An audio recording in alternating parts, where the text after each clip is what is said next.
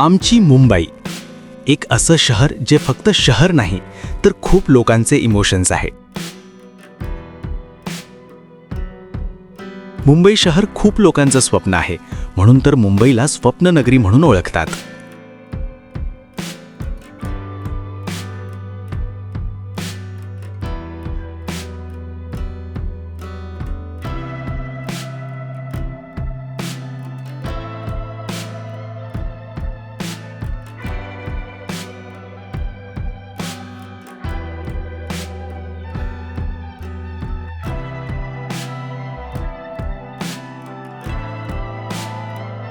आपली मुंबई, छत्रपती शिवाजी महाराज टर्मिनस मुंबई हे मुंबईचे एक मुख्य रेल्वे स्टेशन आहे, जिथे 16 एप्रिल 1853 रोजी भारतातील पहिली रेल्वे स्थापना झाली.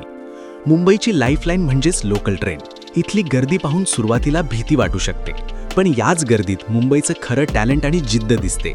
लोकांची घाई आणि वेळेवर पोचण्याची ओढ, हे सर्व पाहिल्याशिवाय मुंबई अपूर्णच आहे. स्टेशनच्या बाहेर पडल्यावर वडापाव खाऊन आपण पुढची मुंबई बघू. मुंबादेवी मंदिर.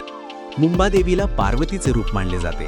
मुंबईतील स्थानिक रहिवासी असलेले कोळी मच्छीमार तिला त्यांचे कौटुंबिक देवता मानतात.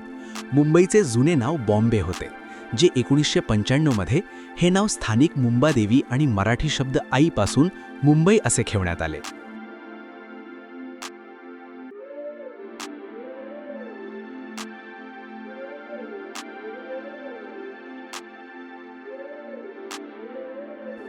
मुंबईमध्ये ब्रिटिश काळामधल्या खूप इमारती आहेत. या इमारती बघण्यासाठी CSMT पासून फ्लोरा फाउंटनपर्यंत चालत फिरा. येथे प्रत्येक बिल्डिंग युनिक आहेत, म्हणून प्रत्येक बिल्डिंगचे फोटो काढावे असे वाटतात. फ्लोरा फाउंटन एक ऐतिहासिक सन 1960 प्रतिष्ठित रचना आहे.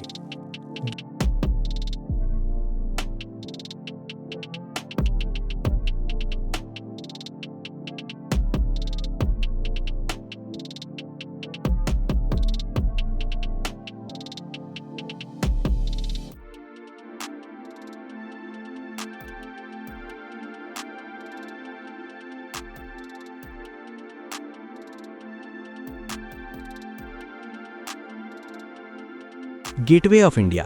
जरी हे ब्रिटिशांच्या आगमनासाठी बांधले गेले होते, तरी 1948 मध्ये ब्रिटिश सैन्याची शेवटची तुकडी येथून गेल्यामुळे हे आता भारतीय स्वातंत्र्याचे प्रतीक मानले जाते आणि हे मुंबईचे लोकप्रिय पर्यटन स्थळ आहे, जे दरवर्षी लाखो लोकांना आकर्षित करते.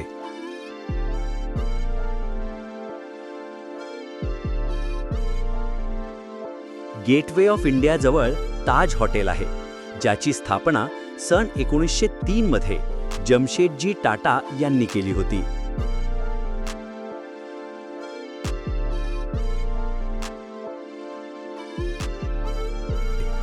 मरीन ड्राईव्ह हे मुंबईमधील सर्वात सुंदर ठिकाणापैकी एक आहे. याला क्वीन्स नेकलेस सुद्धा म्हणतात. इथला वारा, समोर पसरलेला अथांग समुद्र आणि लाटांचा आवाज, येथील संध्याकाळचा नक्की अनुभव घ्या.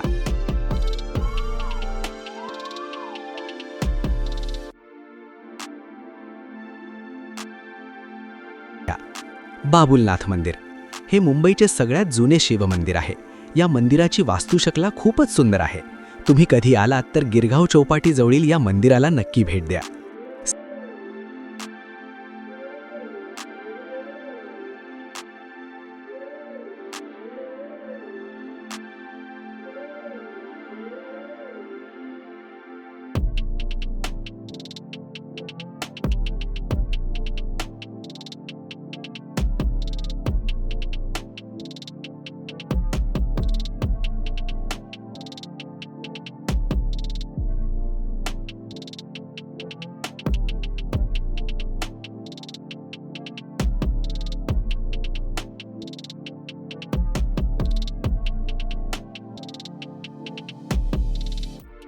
सिद्धिविनायक मंदिर. सिद्धिविनायक मंदिर हे श्री गणेशाला समर्पित हिंदू मंदिर आहे, जे प्रभादेवी मुंबई येथे आहे.